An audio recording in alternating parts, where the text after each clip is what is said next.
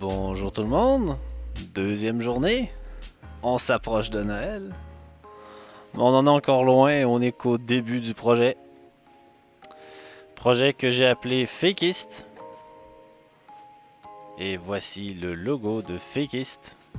Vous aurez remarqué mes superbes talents. Mes superbes talents qui brillent par leur absence, en graphisme en tout cas. Eh ben on va se lancer dans le code. Je vous ai montré mon superbe thème pour VS Code hier. Et ben voici mon VS Codium. Et j'ai également un superbe... je vais pas appeler ça un thème, mais bref, j'ai custom à fond mon terminal avec des petits emojis de Noël. Parce qu'il faut se mettre dans l'ambiance. Puis on aime toujours la neige aussi. Bref, je vais me lancer dans la création des entités. Et j'ai mis le MCD dans le README. Vous aurez remarqué que le README est encore en cours de rédaction. Donc, on connaît les commandes. Ou peut-être pas. bin/console make2.entity, on va créer l'entité tweet. Donc l'entité s'appelle tweet.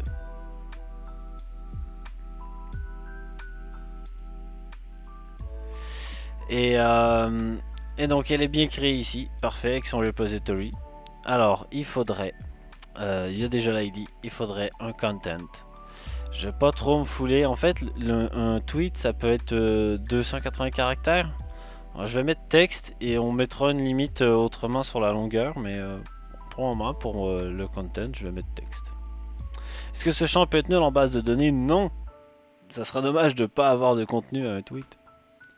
Je vais mettre une propriété create et date, qui est un datetime qui peut pas être nul. Je vais mettre moderated, un booléen qui va pouvoir donner une indication sur est-ce que le tweet a été modéré par un utilisateur sur le site pour pouvoir être envoyé ensuite. Donc tous ceux qui sont pas modérés, on va les afficher. Puis ceux qui sont modérés, on pourrait soit les envoyer tout de suite, soit les mettre de côté. Et s'ils n'ont pas de tweet ID, on les enverra plus tard sur Twitter. Bref, est-ce que ce champ peut être nul en base de données? Non, c'est un booléen, il est soit true, soit false et pas nul.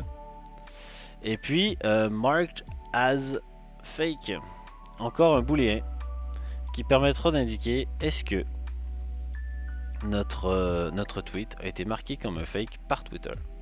Alors il y a des petites lignes oranges qui apparaissent, c'est juste parce qu'il y a un peu trop de flocons. Ça sera réglé dans la prochaine vidéo. Donc ce champ ne peut pas être nul également puisque c'est un booléen. Je vais également ajouter tweet ID. Tweet ID, ça sera l'identifiant du tweet sur Twitter. Et je pourrais mettre un integer. D'ailleurs, parce que j'ai mis ID apparemment en suffixe, il me propose integer. Super. Mais en fait, je vais mettre string. C'est dommage, hein. Mais c'est parce que vu ce qu'on reçoit, c'est quand même un ID assez long.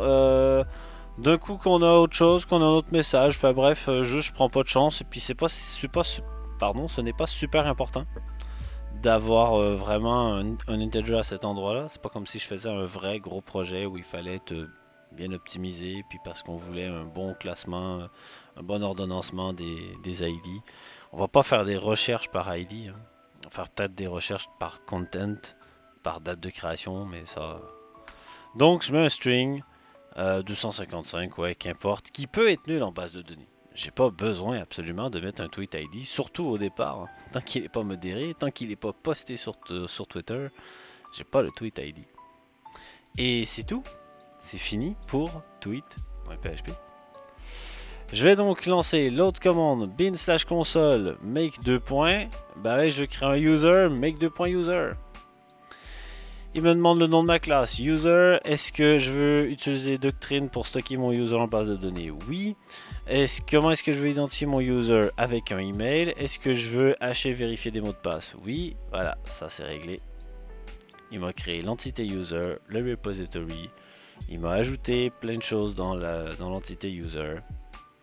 J'ai donc déjà la propriété email, la propriété role, password et j'ai des getter, setter qui étaient à définir, qui sont Dans le user interface proposé par Symfony, il fallait absolument implémenter certaines méthodes, notamment des méthodes bizarres comme erase credentials ou get salt, ou même get password ou get rows, pardon.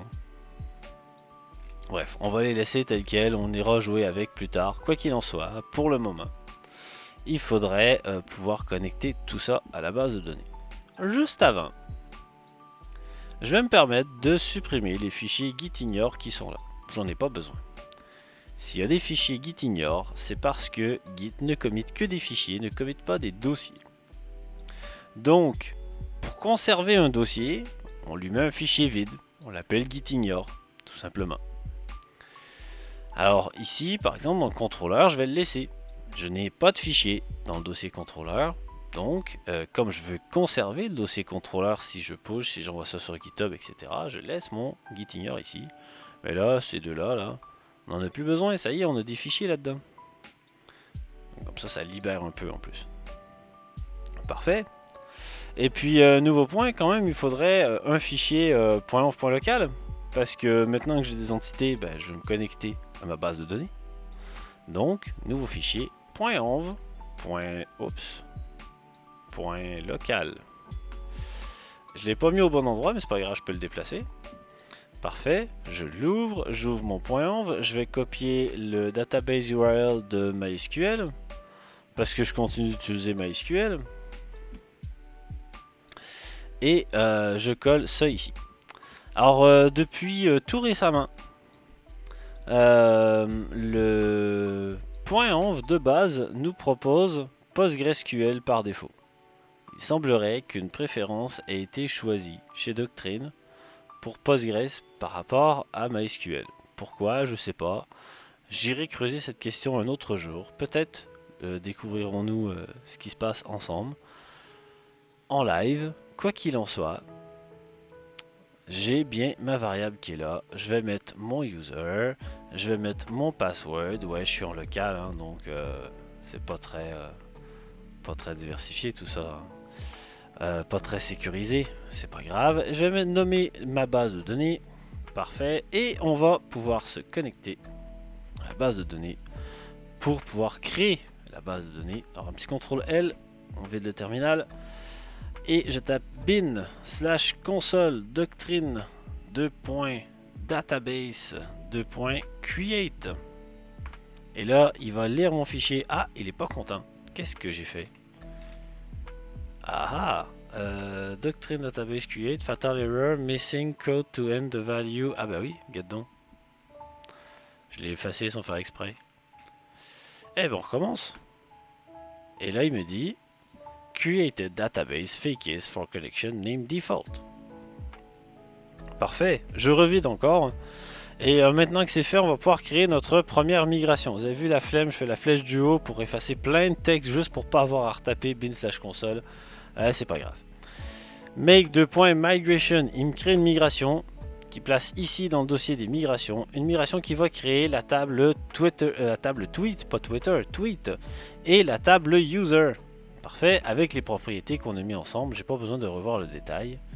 Et je vais appliquer cette migration. Bon, cette fois-ci, j'efface tout.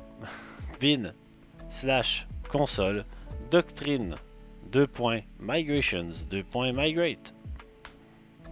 Oui, je veux bien que tu le fasses. Parfait, il applique la migration. Là, je suis sûr, j'irai même pas vérifier à la main, je suis sûr que les deux tables sont là. Je vais pouvoir committer. Git add point, git commit-m, avec un T, un espace, c'est mieux. Création des entités. Et migration. Et première migration. Et bien voilà, ceci clôt ce deuxième jour de décembre. On se voit demain pour la suite. On va faire un petit peu plus de code. J'ai hâte, bientôt, je sais pas quand, mais bientôt, on explorera l'API de Twitter ensemble. Bonne journée à tous, à demain.